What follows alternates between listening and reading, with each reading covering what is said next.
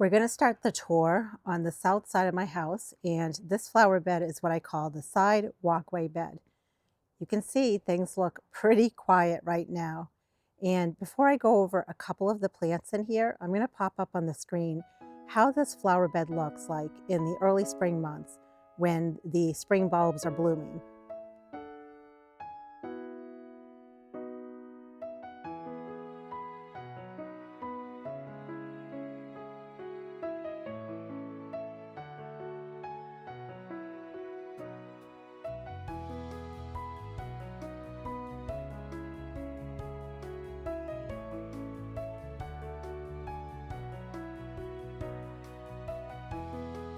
And then I'm going to pop up on the screen how pretty it transitions when all of the dianthus bloom in the springtime.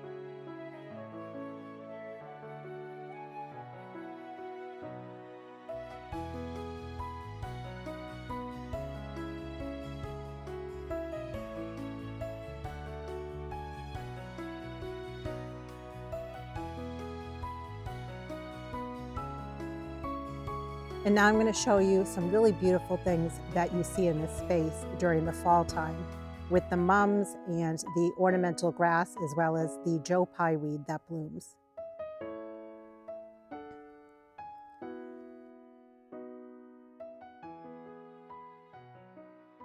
It's pretty quiet in this bed right now, so I want to highlight a few things going on.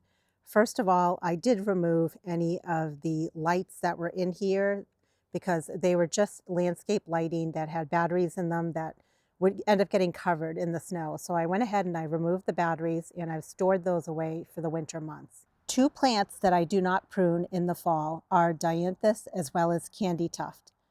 The reason is when it comes to both of those plants, you want to cut them or prune them back as soon as they're done blooming, and they are spring bloomers. The miscanthus or ornamental grass has been cut down. I didn't show the process because I do have a video where I show my process for pruning back a large ornamental grass. What I'll do is link it down below as well as up above because sometimes it can be a beast to do that. The reason I like to prune back my miscanthus is because it just flops. It's not a very sturdy type of grass. And here where I live, we get very heavy snow, very heavy ice, and it just flops over and makes a mess. So it makes more sense for me to go ahead and cut that back. It does not provide any winter interest here where I live. I had two Joe Pye weed on either side of the miscanthus grass. Those have also been cut back.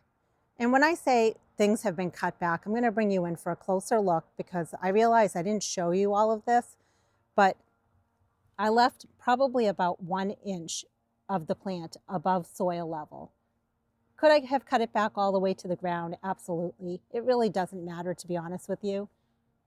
And the grass was a beast, but we use an electric hedge clipper to do the job, and it gets done a lot faster with that. We have a different kind of dianthus over here. I also don't touch that dianthus. I don't do any pruning until springtime after the dianthus is done blooming. One thing that I did do, and it's going to be an experiment, was I did cut back my perennial mum. Now, this is a perennial mum that's been here for a few years, probably I'd say 3 if not 4 years now. I feel pretty confident that it should be fine once it gets covered with snow. The snow will help protect it. If I was really worried about it, I could put some sort of leaves or something on the top of my perennial mums just to protect them. Now, if these were mums that I just planted during the summertime or the early fall time, I would not have cut them back. But while my husband and I were in here, we both discussed it and we said, let's experiment. And fingers crossed, hopefully we don't lose them, but don't worry, I'll keep you updated. I normally do tell you to not cut back your perennial mums until the springtime. So this will be an experiment for me in my climate. That doesn't mean that it would work for you, but I'll keep you posted on whether or not that survives. So that's pretty much the state of my side walkway flower bed. Very, very quiet this time of year. I did want to point out the small leaf rhododendron is looking really pretty. You can see the burgundy red leaves on it. It's funny because I've been gardening for almost 30 years and I never really would notice things like this. I just looked at fall time as plants are going dormant, plants are dying, and that's it. But the more I watch other people's YouTube videos, I've learned to appreciate what the beauty that's in my garden. And when it comes to these red leaves, I really do enjoy them now. I think they're very pretty and they merit being highlighted in today's garden tour.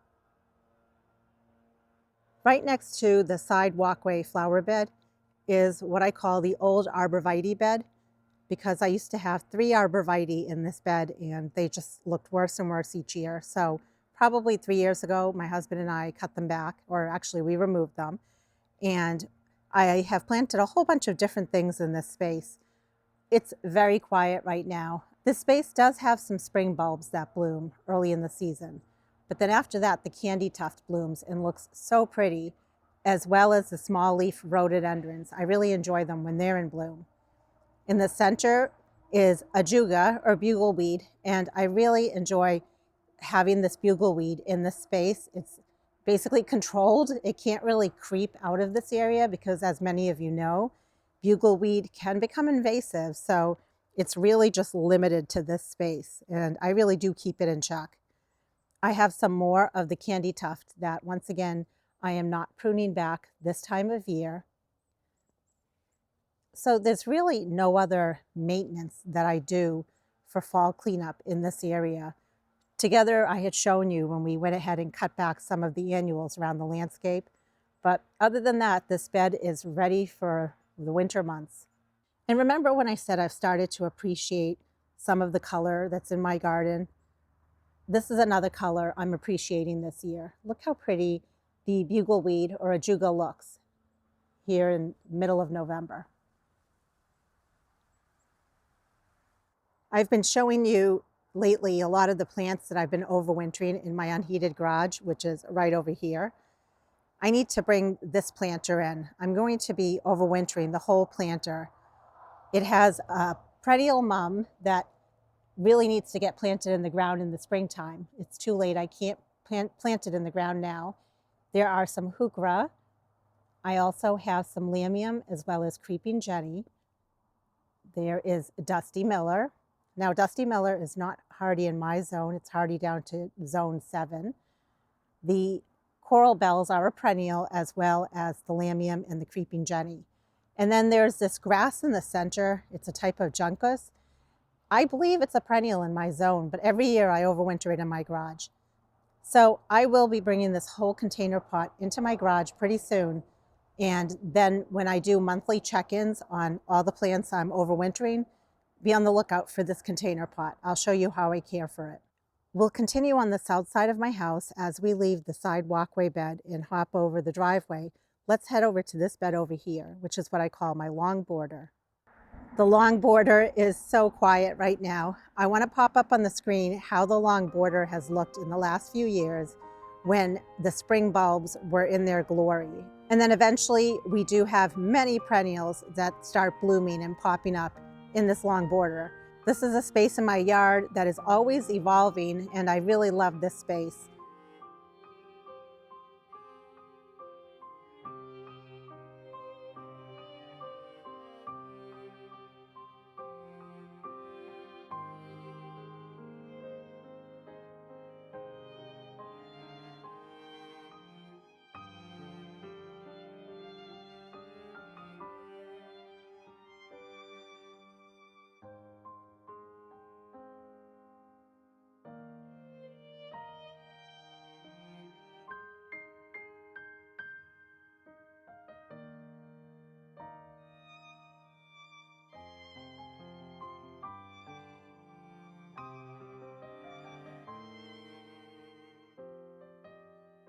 You can see it's very quiet right now.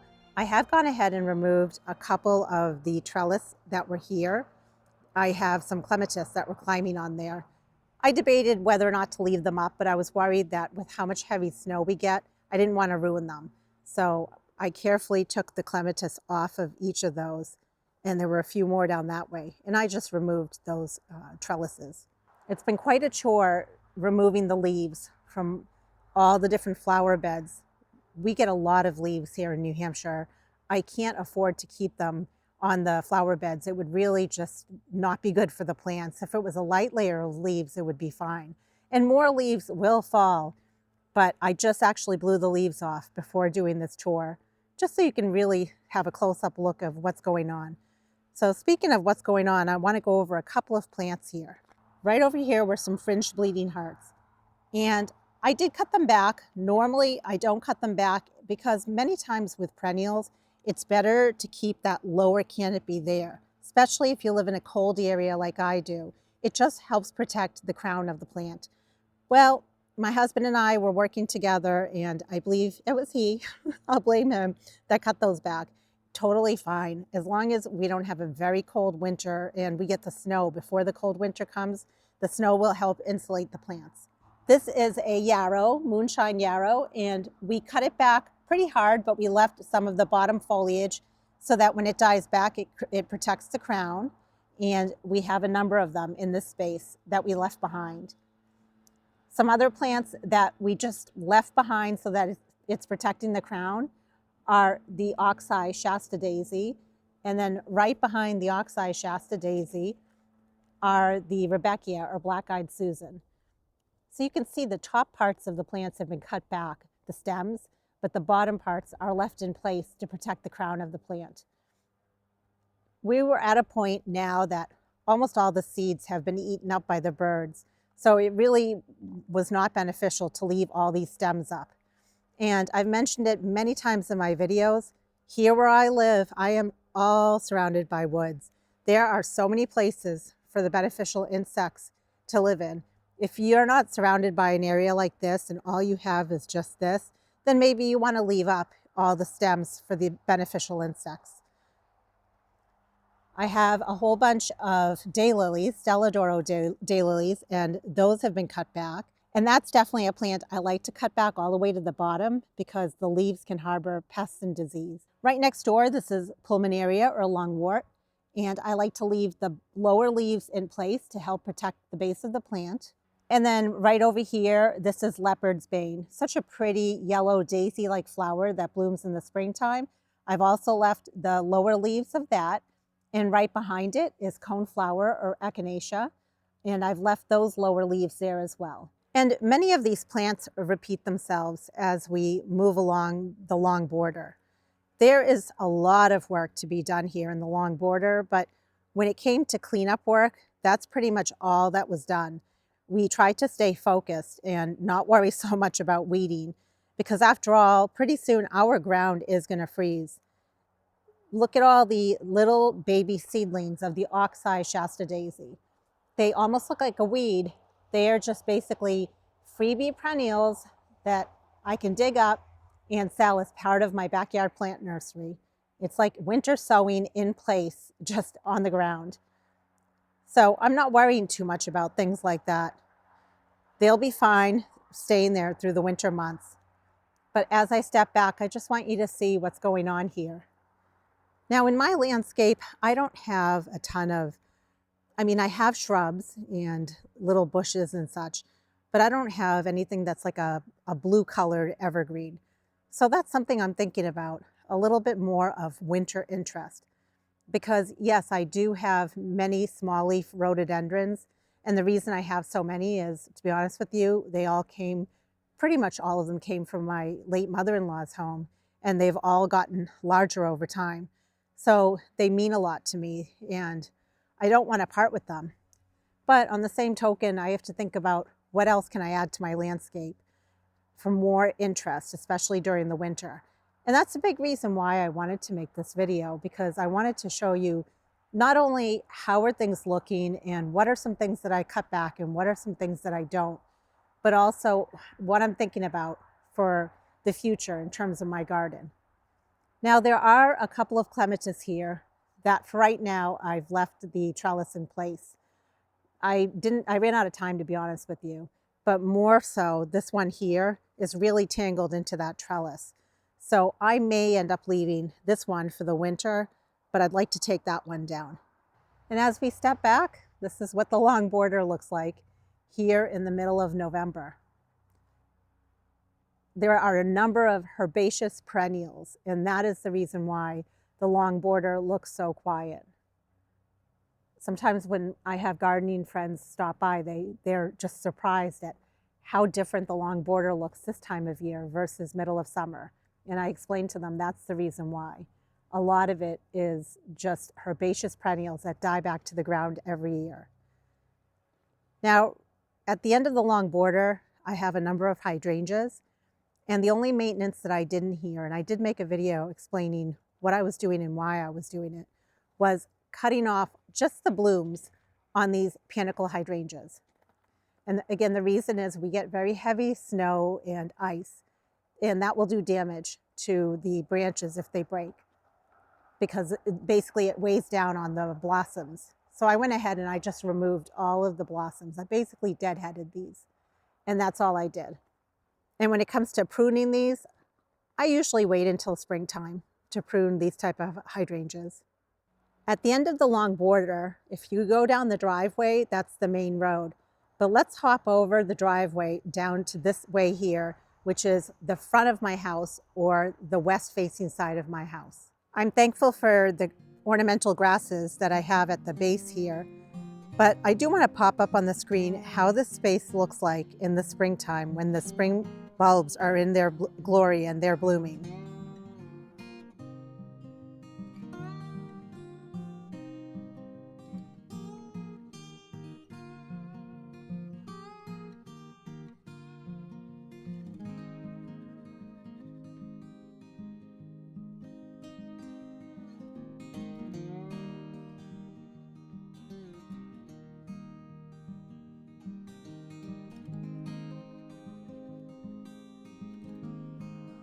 And then I want to pop up on the screen how this space looks when I have the summer annuals that I start from seed planted at the base here, as well as what the hydrangea looks like when it's blooming.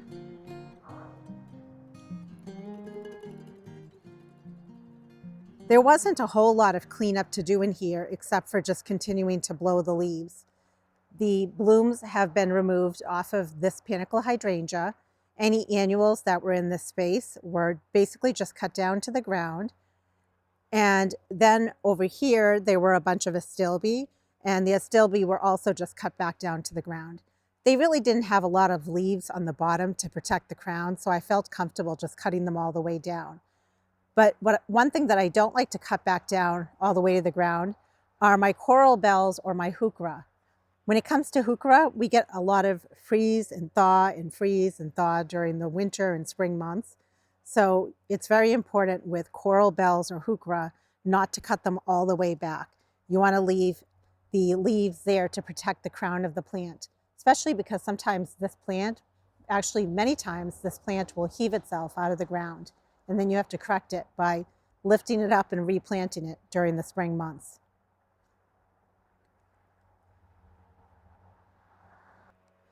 And then as we just continue along this way, we are now entering what I call the lilac bed.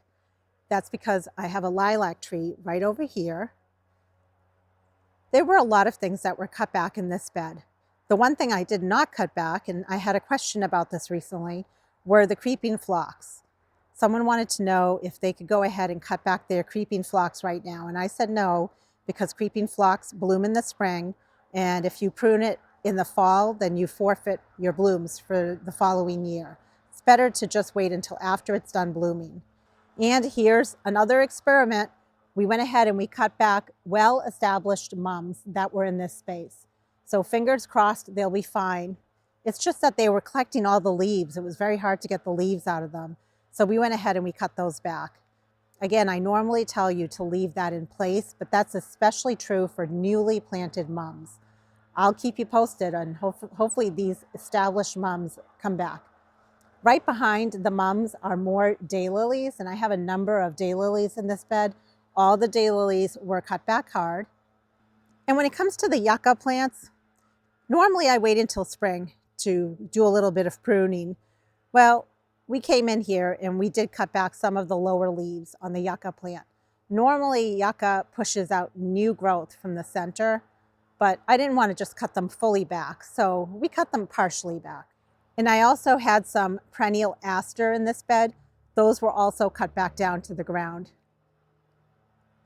Up along the walkway, the Rebecca or Black-Eyed Susan have been cut back. So I left the leaves at the base to help protect the crown of the plants. And then as we continue moving up along the walkway, we have lavender plants, and I did put leaves at the base of them, but it's been super windy out, so I need to come up with another solution.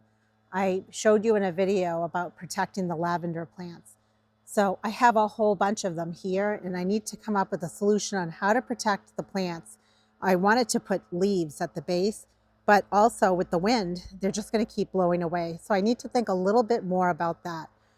The mums that are in this area, I did not cut back. And that's because we planted these mums this season. So I don't want to take a chance and lose these mums.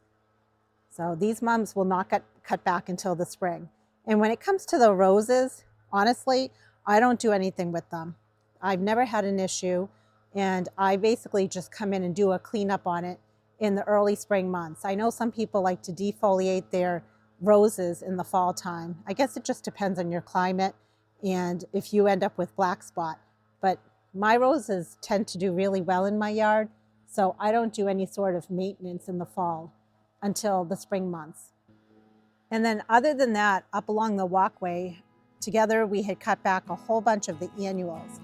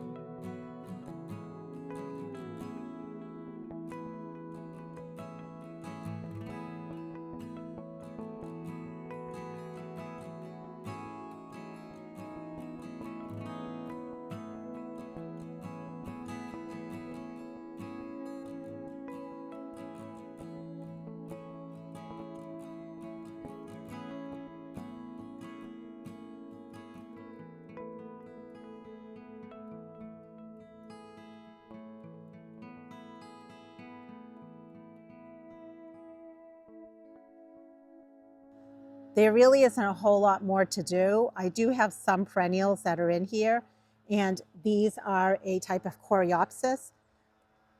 All the blooms have been cut off of them, but again, I'm leaving the lower leaves to help protect the crown of the plant. And then another plant that is in here that just stays here are all these little pansies that drop their seeds in the springtime. So hopefully they'll put on a great show for us next year. You wouldn't know this, but this is actually the next day. And the reason I'm sharing that is it may appear that, wow, look at all the leaves, they're all gone.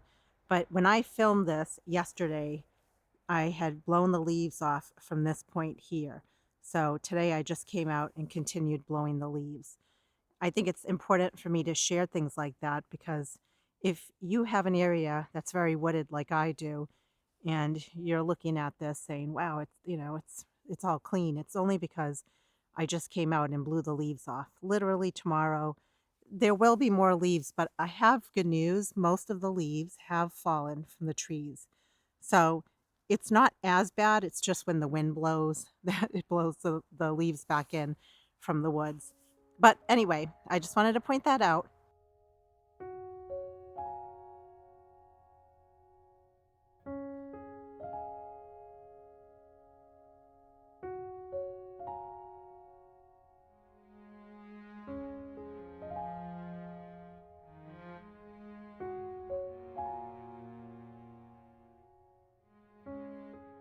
So if we continue on with our mid-November garden tour, the thing that I was really enjoying here in this space was the lamb's ear.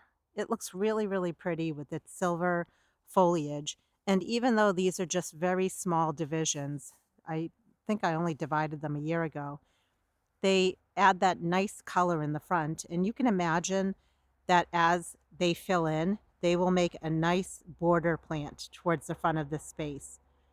And when it comes to pruning the lamb's ear, I don't prune it back. I wait until the spring. The foliage will look very tattered. It won't look very good in the springtime. And that's when I come in and cut it back. But for right now, I'm leaving it there because that will help protect the crown of the plants. We have another creeping phlox over there that I'm just going to keep as is. Some plants that were recently cut back in this bed, though, included lots of different daylilies as well as iris. So you can see the iris have been cut way back. You really can cut your iris back in the fall or in the spring. It really is up to you. I do it whenever I have time, and seeing that I had time in the fall time, I got it done now. There are also a bunch of daylilies in here. You wouldn't be able to tell because they're herbaceous and they've all been cut back. And there are also a bunch of coneflower. So the only things that I left behind are, like I mentioned, the lamb's ear, and then just towards the back of the bed, the leaves have already fallen off of them, but there are a lot of different types of little trees or shrubs, and you can kind of see the sticks in the back here. One color that is looking really pretty, and I don't talk about it in my videos because honestly, they just have never bloomed for me. These are a type of lilac. They're a beautiful white colored flower. And I got these from my sister-in-law's home a number of years ago. The problem is that they need full sun. And this area is definitely not full sun. So I don't have many spaces in my yard where I can put large trees that are going to get as big as a lilac tree are because they need full sun and I just don't have those spaces. So I need to think a little bit more about where I want to put those.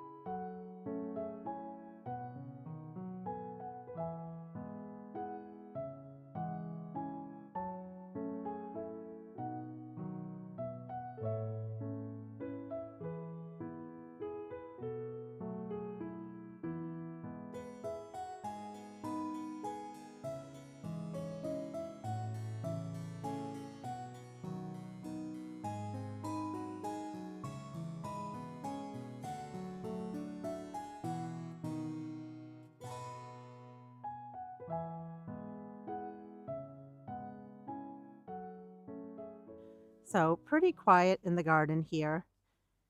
And I did leave behind some more of the leopard's bane. I did notice that the deer also have been coming in and nibbling. That's a question I get quite often is what do I do about deer pressure? Seeing that I do live here in the country surrounded by woods. The only thing I do is I put down Irish Spring soap. I basically crush it down into small pieces and I put it all around my hosta. It seems to help early in the season, but this time of year, the deer are very hungry. I am letting them eat whatever is around in the yard because, after all, they need to eat also. Something that is looking really pretty in this space, and I was enjoying it as I was just blowing leaves off a few minutes ago, is the coral bells or the heuchera. I love their color right now. And when you look at this area, there really isn't a whole lot else to look at. So it's nice to really enjoy their colors. And I have a lot of different kinds. I basically started with a small sprig of a plant and have just divided them over time in my yard. So they are adding a nice fall color here in the yard this time of year. And I'm thankful that I have them here. So I just want to step back just to give you an idea of what we're looking at here. So I've already shown you all these spaces, and we're basically then starting to head into my backyard,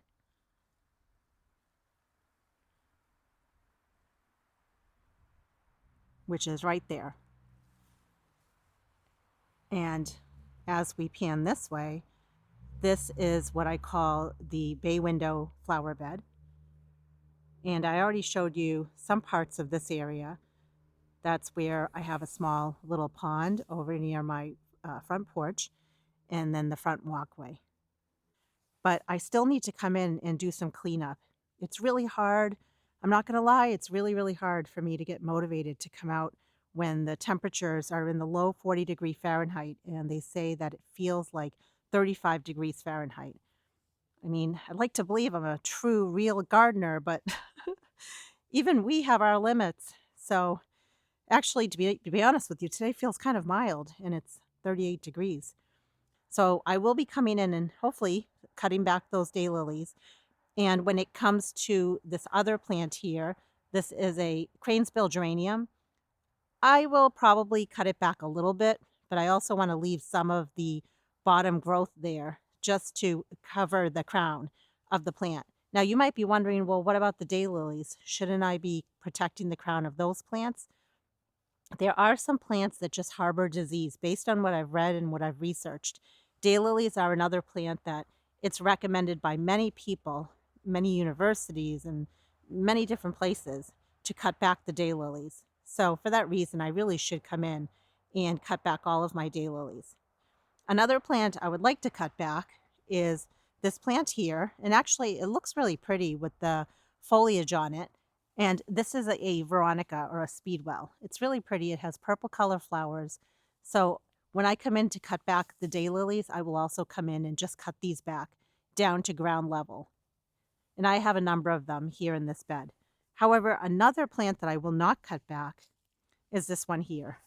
They've already gone by. They looked pretty when they were blooming.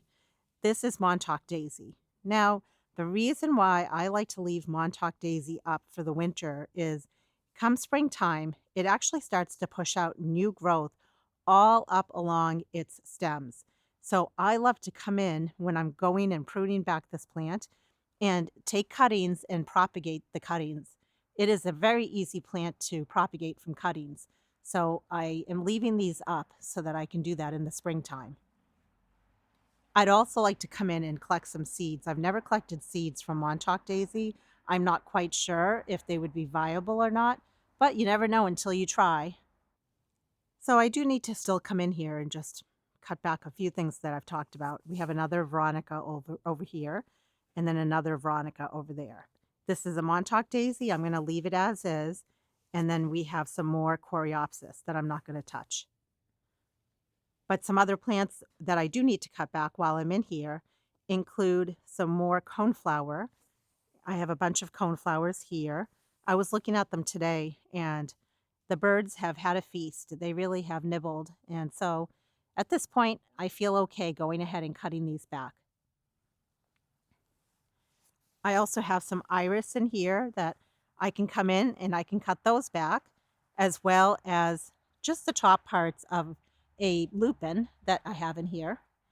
And then I have a hydrangea that I just need to come in and deadhead, meaning I just need to come in and cut back the blooms because we do get heavy snow here. And so I don't want anything to break on this plant. So I'll just come in and cut it back up here. Now, when I was blowing off the leaves in this space, I looked over here and said, "What are you?" So let me show you. I'm going to turn the camera this way. It is a very pretty echinacea. It looks like it wants to bloom. I'm not sure, but I was looking at it going, "Isn't that cute?" And then I looked at the base of it, and it looks like the deer have been nibbling it, which again, it's a free-for-all. They can do what they need to at this point.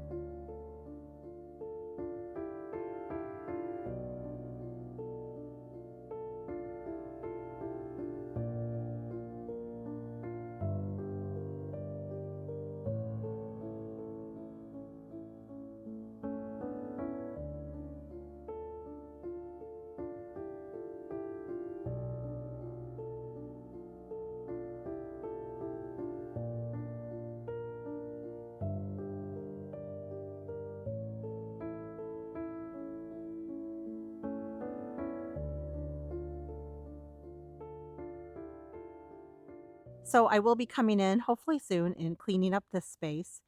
And then as we continue heading in this direction, again, this is heading towards my backyard, we once again have a whole bunch more of the coral bells or the heuchera. And another plant that I don't cut back this time of year are the hellebores. I really enjoy their foliage. It looks very pretty. So I'm just going to keep them as is. And then in the spring, when the leaves don't look very good and it's pushing out new growth, I can come in and cut those back. I'm still trying to think of what I want to do in this space. I am planning to work on this space next year. As many of you know, we had a number of large trees cut down, and what was once a very shady part of my yard this year was a very sunny part of my yard. So I have opportunity here. And who knows, maybe I could put some of those lilacs towards the back there. I would much rather get rid of some of these trees that my husband and I could cut and put like a lilac tree there because this area definitely gets full sun now. Something else that is looking very pretty is the sedum. I have cut a lot of my sedum back at this point, but I want you to see the color of the leaves. They are really pretty.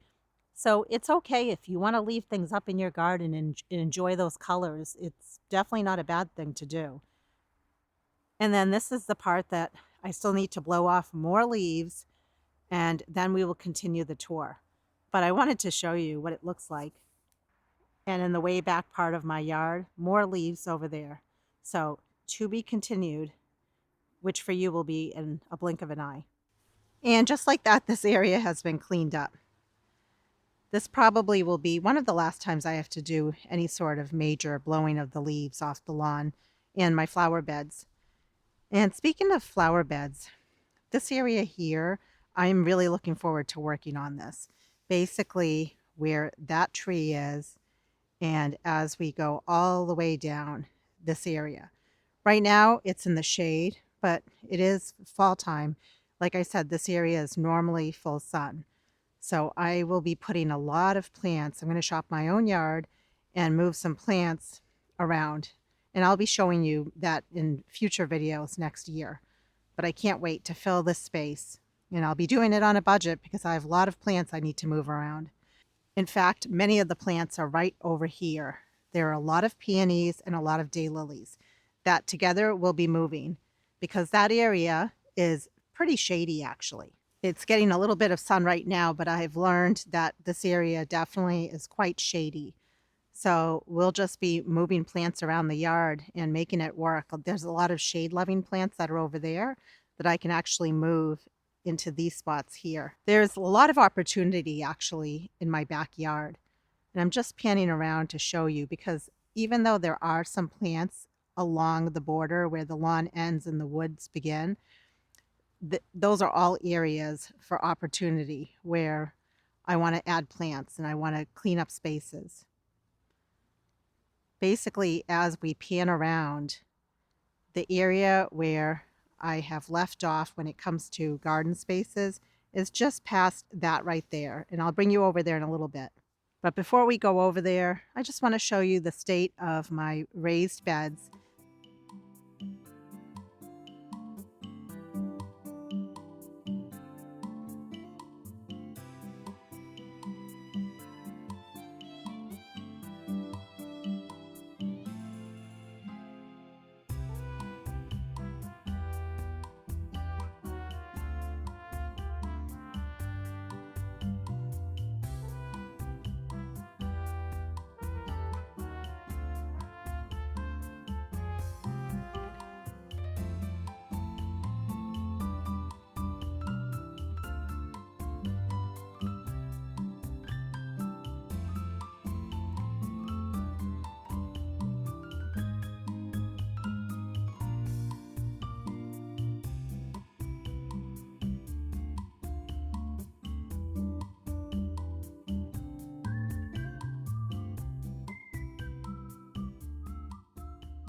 Things are tucked in and ready for winter. So of the 6 raised beds, 4 of them, these 2 here as well as those 2 there, have a bunch of potted perennials and I've just healed them in. And what I mean by that is I made trenches and I just sank each of these pots. So all these plants should be fine for the winter. They're all healed into the soil. And the same with all of these plants and even in the 2 other raised beds. In a way, I'm protecting the soil. A lot of times they say you're supposed to protect the soil for the winter months. So in a way, we're doing that by healing in plants. But I also needed a place to put in a lot of these plants. So they're all going dormant right now. And then with these 2 raised beds, I'm leaving them pretty much empty so that I have room available early spring when I can work the soil and get all my peas and any cool vegetables. I can get them planted out here. I do have some radish and some lettuce that I did take from, but now I'm just leaving it actually for the deer. The deer have been coming and nibbling on that, and that's totally fine. So that's pretty much what's going on there. And I'm just going to leave that bed as is until the springtime when I can plant it up. And just past where these raised beds are is my rose garden.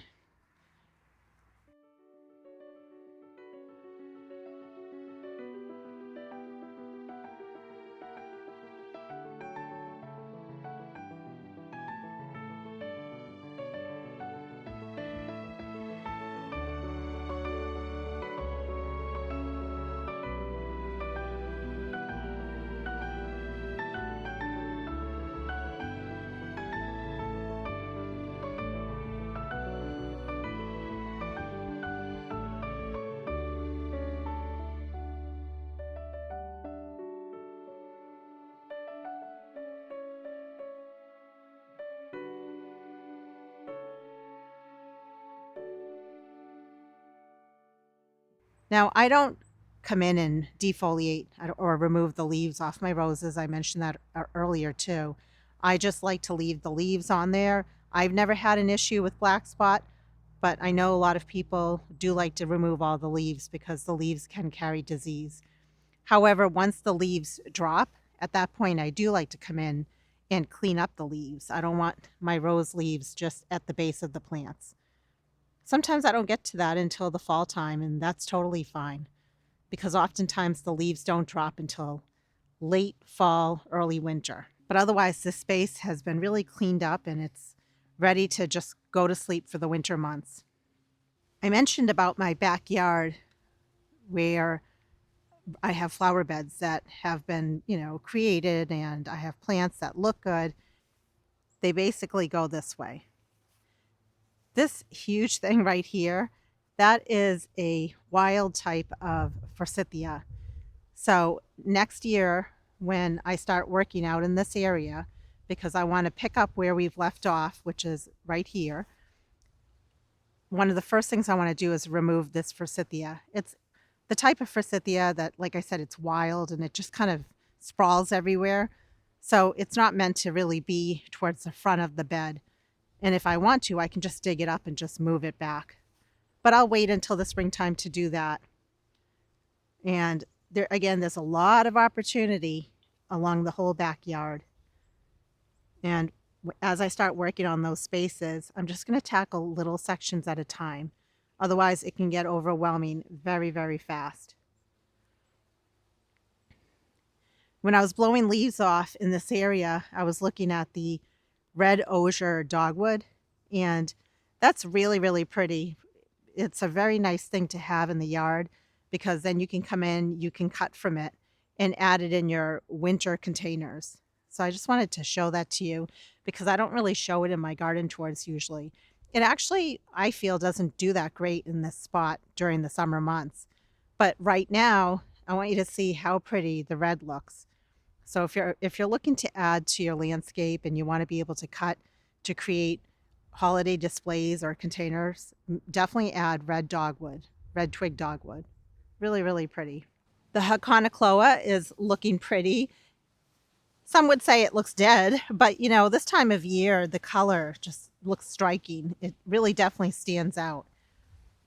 And another thing that's actually looking very pretty and glossy is right over here. This is a large leaf rhododendron. I want to add more of these to my yard because I feel like they add nice structure to the back of a flower bed, and I just love their glossy leaves. Now, this really hasn't bloomed well for me during the last few years, and fingers crossed next year it will bloom for me.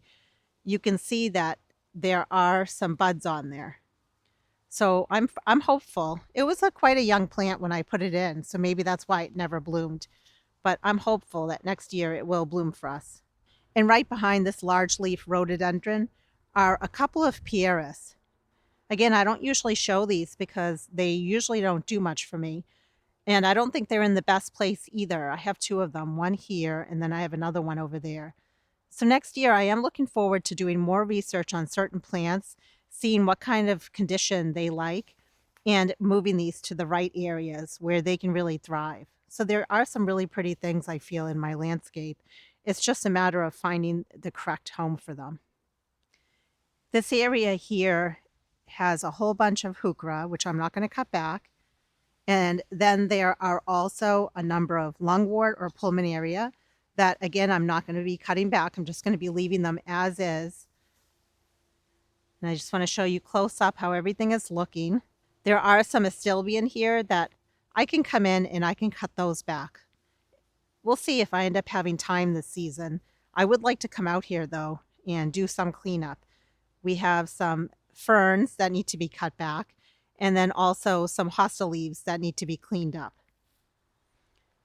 Not a lot of work to do in here, but enough that it would make a difference if I came in and cleaned things up. And I just want to show you, if we swing this way, just beyond this area, that's where I have a nice big hosta garden that was recently cleaned out. So it doesn't look like much is going on there, but when the hosta are growing in the spring and summertime, it looks so pretty and filled in. So right now it's a blank slate.